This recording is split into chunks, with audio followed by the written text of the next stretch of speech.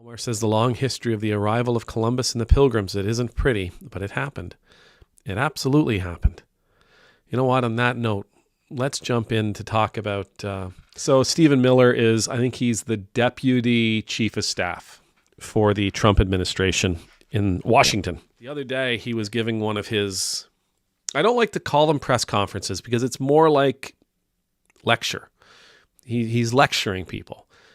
He refuses to really answer questions. He just more or less tells you what you're supposed to think. I don't know, maybe that's what I do here as well. But in his time in front of the press, he was talking about the American school system. He was talking about getting rid of the federal agency, the education department. And he went on to say that, schools who are funded by the government, schools that receive government funding, they're going to have to toe a particular line. They're going to have to be a particular way, or they're not getting this funding anymore. They're going to get cut off. They will not get a dime from this administration. And one of the things he said is that, our students, our children will be taught to love their country. Our children will be taught to love their country, not hate their country, not to be ashamed of their country. No, they'll be taught to love their country.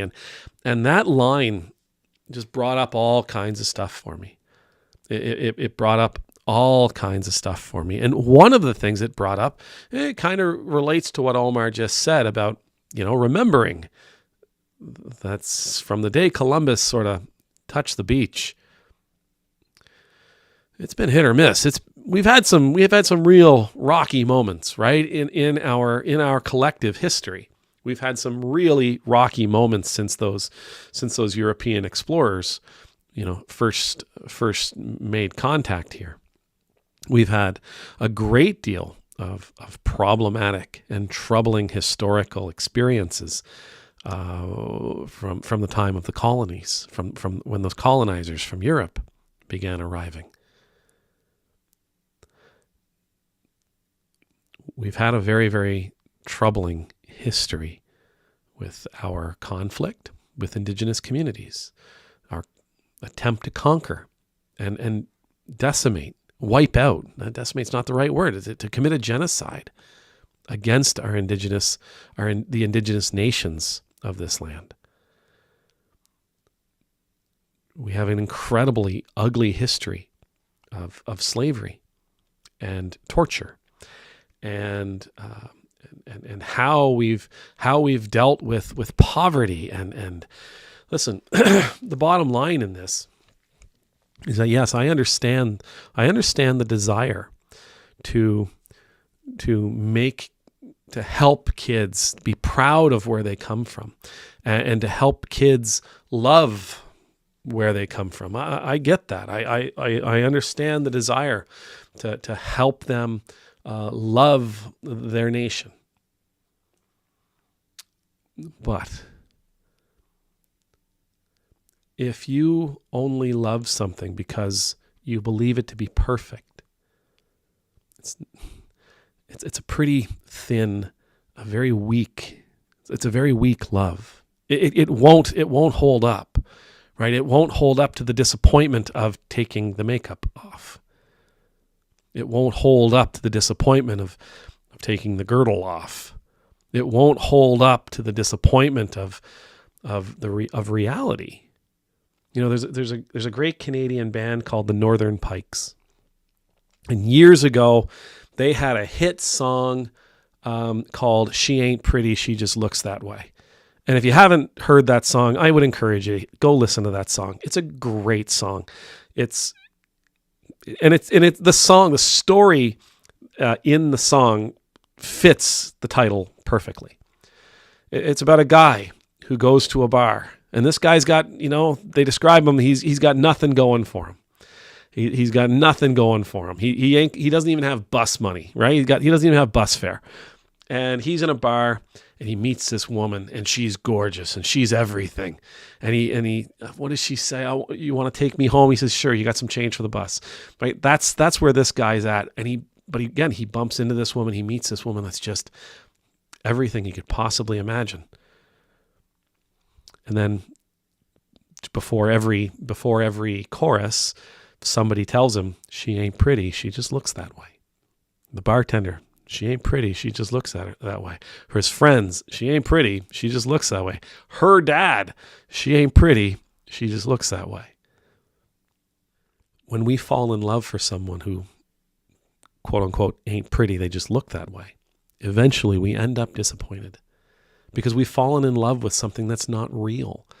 And in fairness, we end up foisting an expectation on that person, or on that thing in this case, that they must keep up the illusion. When you truly love someone, you love them warts and all. Because the things that they show you, we don't see them as a plus or a minus, a positive or a negative. We just simply see them as part of as part of what makes this person who they are to us today. True love, true, safe, strong love is when we can say, I see your warts and I love you. It's when we can say, please take your mask off. I want to see all of you. I want to know all of you. Again, it's not about attraction. It's about love. It's not about judging some aspect of the person or the thing. It's about loving the whole. And so to come back to our nation, to come back to teaching our kids to love our nation, and we're going to talk about that again in a little bit about it. But when we think about, I want to teach my kids how to love where they come from and not be ashamed. Well, we have a complicated history, but that doesn't mean that our children need to be ashamed of who they are or the community they live in. We have a complicated history. Our children should know it. They should know it, and we should help them learn to love the community despite those things. No, we should teach them how to love the community not despite those things. Not through those things. Not because of those things. But to recognize that those things are part of the whole. To recognize that those things, we don't have to love them. We don't have to love that behavior. We don't have to love that incident. We don't have to love that experience. We don't have to love that thing that our ancestors did. We have to see those things as part of the whole. And we love the whole. We love all that this is and all that this has. We love what we can become. Our history is nothing to tell our children they should be ashamed of. It's not something we should tell them that, oh, now you should bury your head. No. Our history, the history of our nations, it informs us. It informs where we come from. It informs where we come from. It informs us about how we've come to be who we are today. And I would argue it would inform how we are to move forward in a way that we can become something even greater. I love history. I teach my kids our Canadian history all the time. I teach them world history all the time.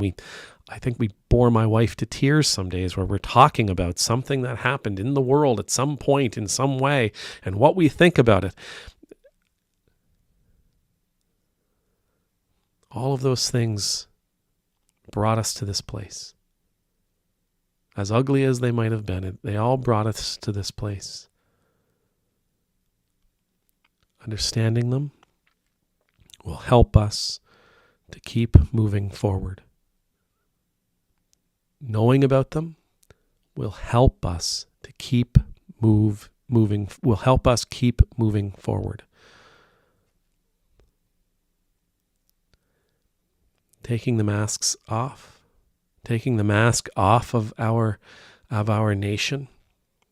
If we could stop pretending that everything we did is awesome and wonderful. Everything is awesome.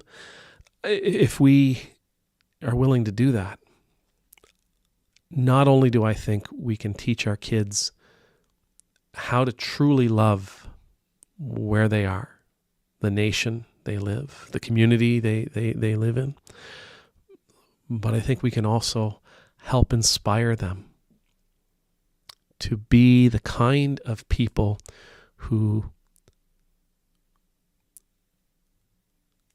help to make our communities truly great and wonderful for all people.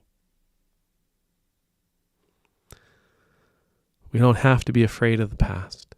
We don't have to put any makeup on it. We don't have to put it in a fur coat. We don't have to put it in tight jeans. We don't have to make it wear a mask. We can accept that we've done horrible things, and we can accept that we've made awful, god-awful mistakes. We can still love who we are and be hopeful about where we're going. Amen.